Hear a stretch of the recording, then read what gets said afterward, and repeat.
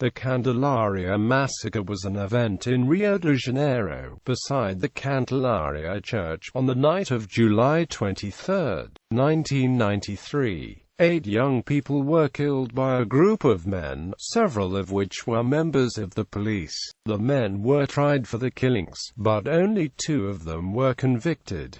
The Candelária is a famous Roman Catholic church. The marquesas of the buildings around it, in the Pius X square, are known in Rio de Janeiro for being a makeshift home at night to possibly hundreds of homeless children, many of whom are involved with illegal drug trade and prostitution. The church's personnel provides food, shelter, education and religious advice to as many of these children as possible. Because many of the homeless also live around the church during the day, police keep a constant vigil on the church's surroundings. In the early 1990s, the area developed a high crime rate as some of the homeless engaged in criminal activities such as pickpocketing, theft, etc. The massacre. According to survivors, the morning of the day before the massacre, a group of children threw stones at police cars. Some of the policemen allegedly told them, "Don't worry, we will get you soon." As children from the Candelária Church were usually given warnings such as these by policemen, the young perpetrators left without worrying too much about the threat.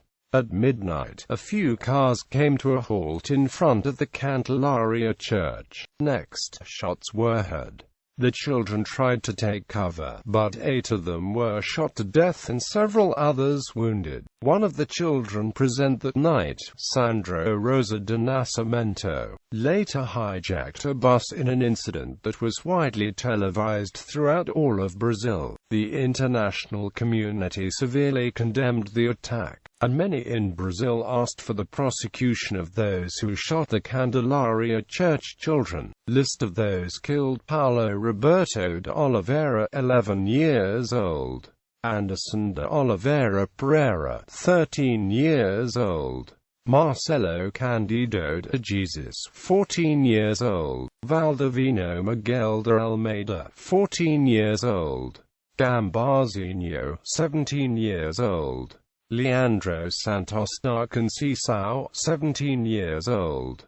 Paulo José da Silva, 18 years old. Marcos Antonio Alves da Silva, 20 years old. The aftermath. 8 street children were killed when policemen shot at a group of about 70 street children as they slept beside the Candelária. One of the children that survived that attack was shot several times before he could testify against the military policemen that were to go to trial. He ended up fleeing from Brazil in order to save his life.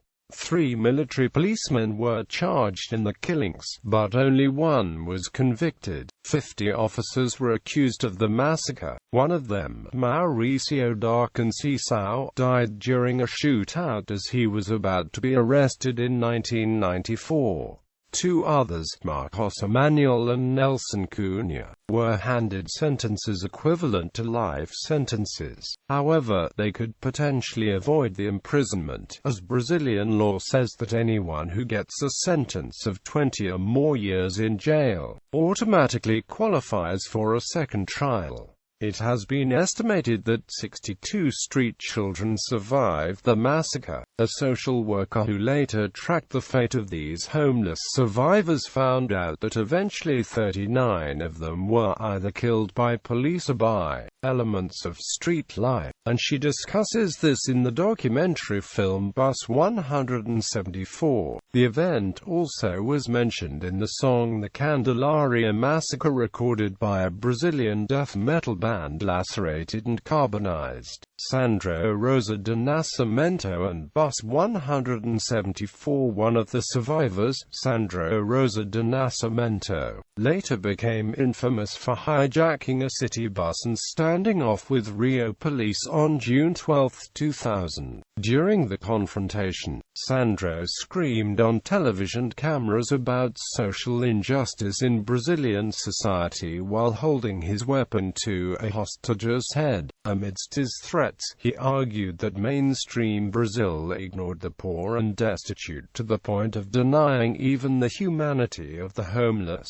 The situation lasted for several hours as police and BOPE teams were stifled by politicians reluctant to create a sensational scene on national television. At a certain point, Sandro pretended to kill one of the victims, firing at the floor of the bus and quietly asking the hostage to stay down. While exiting the bus, Sandro was subdued by police after the hostage he was holding was shot and killed. As the hostage fell to the ground, angry civilian bystanders reacted by hitting and throwing debris at Sandro. Sandro was arrested by police officers but died of asphyxiation within the police vehicle on the way to the police station. The officers were charged with his death but were found not guilty. This face-off between a homeless person and police sparked a debate of the relationship between the homeless and the mainstream in developing countries worldwide. The drama of Sandro's life and his final hours was portrayed in the critically acclaimed documentary film Bus 174 and in the 2008 movie Ultima Parada 174.